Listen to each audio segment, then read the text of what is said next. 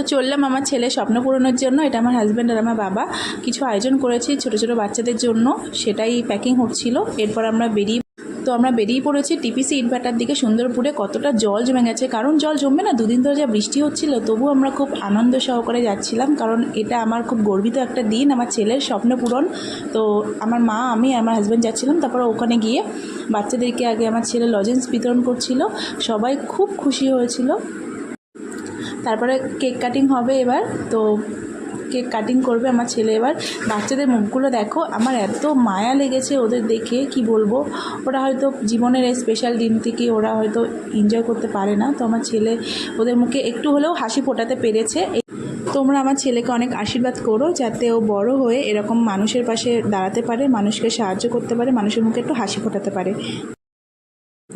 তো আরও অনেক অনেক মজা হয়েছে, তো পরের ভিডিওতে তোমরা দেখতে পাবে।